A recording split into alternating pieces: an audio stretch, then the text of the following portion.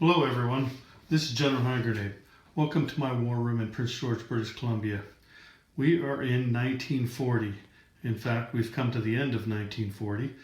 I'm doing this series of videos on a game that I'm playing right now. The purpose of this game is a couple of things. One is to test out a bunch of new rules, and rules that are not new, but rules that are new to me. Ones that I haven't played yet, like some of the expansion sets that I haven't played yet. And there's that. And the other thing is I'm trying to become a better player, and so I'm really taking my time with this game and playing it by myself and checking and rechecking everything. Like every time I go to make a move with any one of the countries, I stop and I ask myself, okay, was that really the rule? So I'll go back and I'll find out, oh no, I was doing that wrong before now. So I'm trying to refine my understanding of the rules, trying to gain a better understanding, and it's really helping me out, I tell you. Like when I first started, I did the same thing. I played a game by myself, but the thing is, you're so overwhelmed with all the new rules, right? That it's hard to get a grasp on it. So this is probably my 5th or 6th game now. So and they're long games, right? Like you're talking about playing 3 days a game, and that's if you just play straight, right? With other players and everything, and so that's a lot of gameplay for this game. 5 or 6 games. I think it's 5, but it might be 6.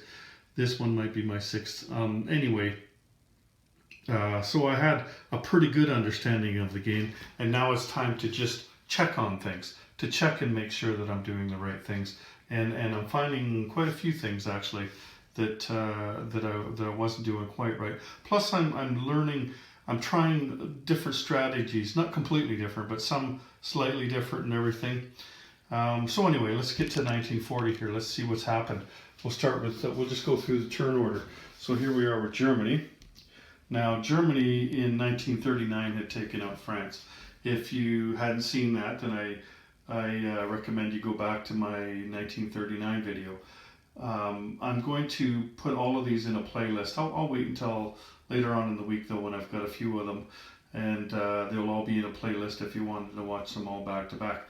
Anyway, really what Germany's doing now is just expanding. They haven't worried about the Russians at all, because Russia wasn't strong enough to do anything, and Russia wasn't getting very good rolls when it came to upping their income. Like they roll 1d12 now every turn to try to increase their income, and the rolls that, like, they've gotten 1 good roll, 1 decent roll, and 1 crappy roll. So they're only at 36 now. So they're probably 1 or 2 more away before they can declare war. But at the same time, they were also busy, because you see over here in Finland, Russia is able to take out Finland in 1940, and it was pretty easy for them too. They didn't even lose a whole lot. The Finns didn't put up much of a fight, not like historically where they put up a hell of a fight against the Russians. So that's why the Germans didn't have to be too worried about them. What they did instead was they built up their troops in here.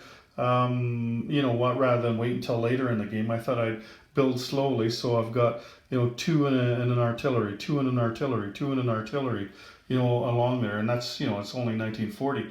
They're only at war with Great Britain and France right now,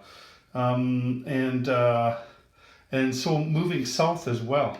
Like they've taken out Yugoslavia, and they've taken out half of Greece there as well.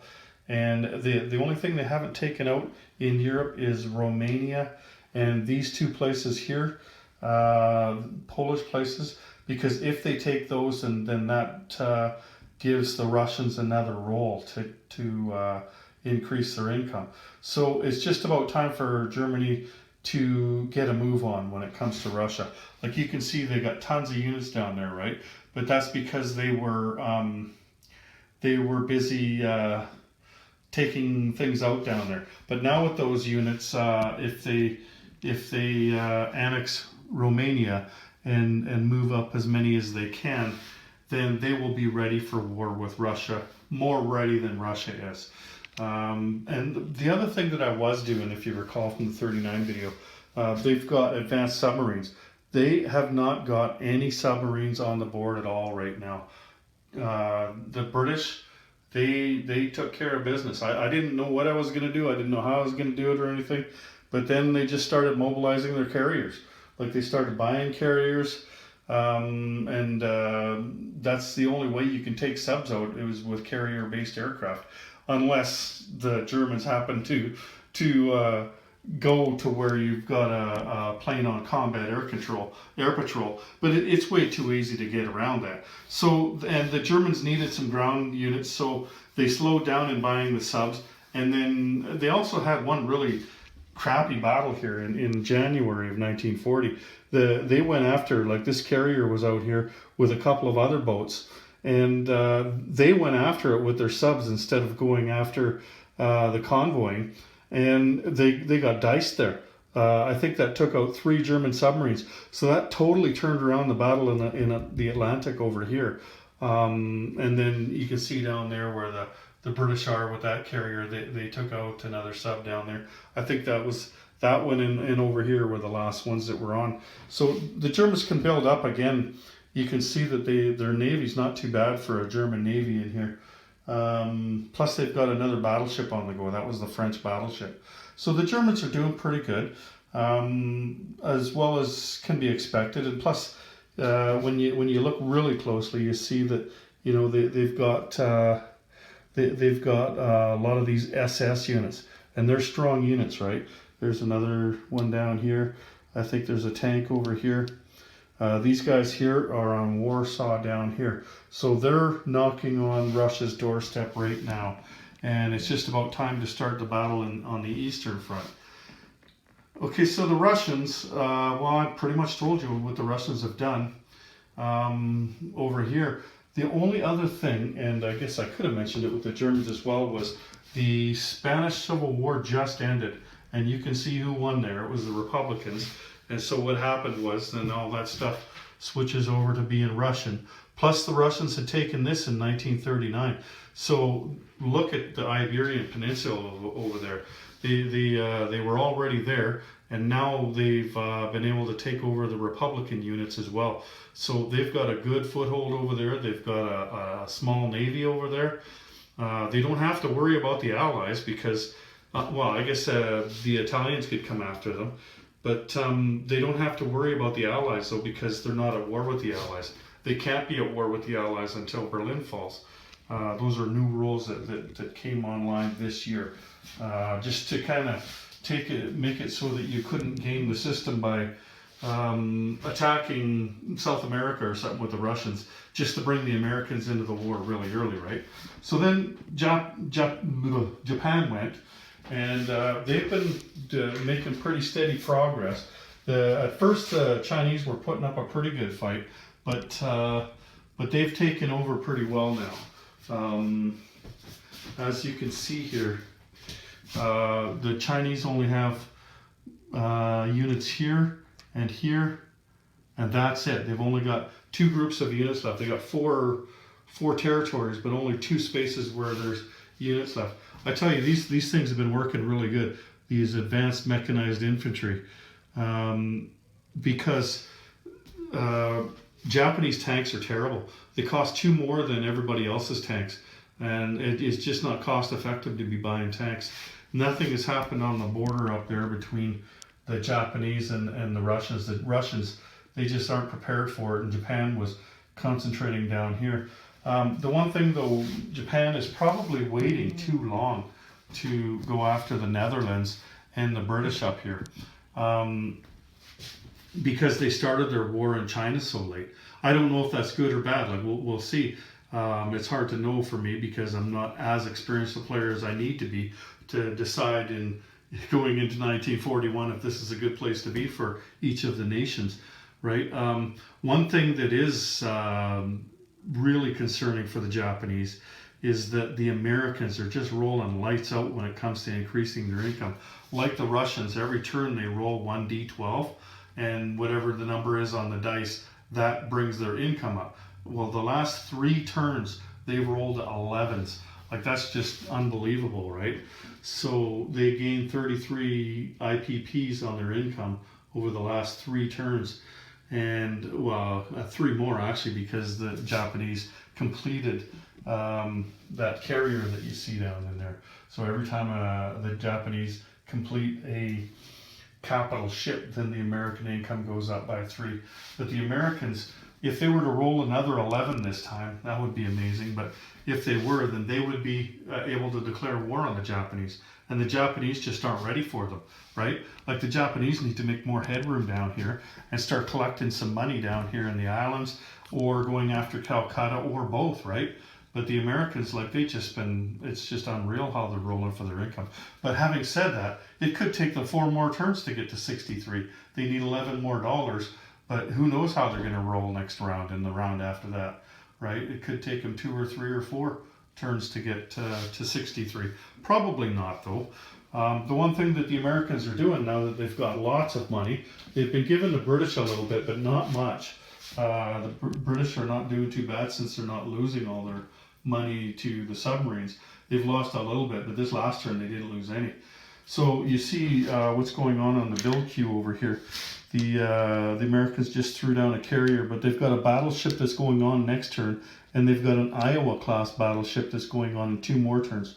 The Japanese have a Yamato class that's going down in 2 turns. British have got a carrier going down, and the Germans got that battleship that they stole from the French. And then this, I don't know what I was thinking, but I guess I forgot to paint one of these gray for the Anzac, so it doesn't really matter though. Like, I could just put that on for the Anzac. They all go at the same time anyway, so it really doesn't matter. But Anzac's doing well too, because Japan has put no pressure on them whatsoever. Like, they've actually got a bunch of guys up here, right? And then they're still looking good down here. They've got a plane all ready to, when that carrier goes on next turn. They've got a couple of Global War heroes on the board.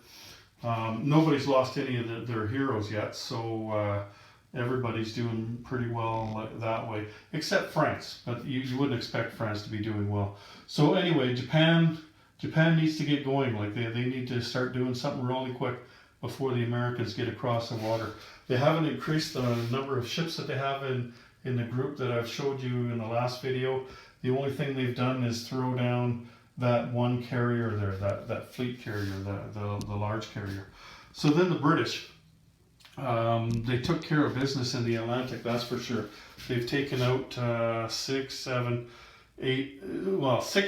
regular subs and 2 advanced subs so far this game, and there's no German subs in the water. The homeland there looks fairly secure because there's only 1 transport and 1 transport plane for the Germans. So I don't think that they could mount a serious effort against the British homeland there, and also Gibraltar doesn't look too bad because there's only 1 Italian transport, and over here this looks pretty good. The Italians haven't declared war yet in this game because they don't get much income. Like, they start with a huge navy, and they could have jumped all over the British 2 or 3 turns ago and defeated them in the Mediterranean. But the problem is they don't have much money, and so they don't have the ability to stack a whole bunch of stuff on Rome all of a sudden, right? So here's Rome, here, their capital. Like, they've got some stuff on there now, but that's because I've been taking the time to put some stuff on there. Like, you can only put 1 or 2 things on per turn on Rome.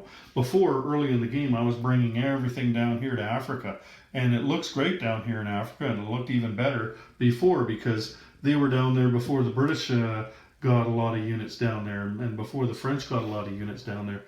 But like I said, though, if they would have went to war, then their capital would have been exposed, because you can hit it from both sides. Like, there's 2 sea zones that can reach Rome here, right? So even if you had your boats in one sea zone, then the other one is exposed, and they're going to up everybody's income. At the time, they would have upped everybody's income, so it just, like, it's such a hard decision when you're playing with the Italians, when to go to war and when not to go to war. I think that they'd be okay now to go. but the problem is now the British are pretty strong. So I don't know, but it's hard to say. It's just hard to say. The Americans have done nothing over here all game. They haven't put one single unit on. They haven't done anything. All they've done is just build ships. And the only ships that they've put on are over there, and the only other ones are up in the build queue over there. So who else do we have? Well, there's the Chinese, but I mean, you've seen the Chinese when I showed you Japan there. Nothing has happened in South America. So let's just take a look at the weapons that have been developed now. Everybody started out really good. They were all getting their numbers, and that reminds me, just hang on. I gotta move one of the Americans up here. They've advanced jet aircraft. There we go.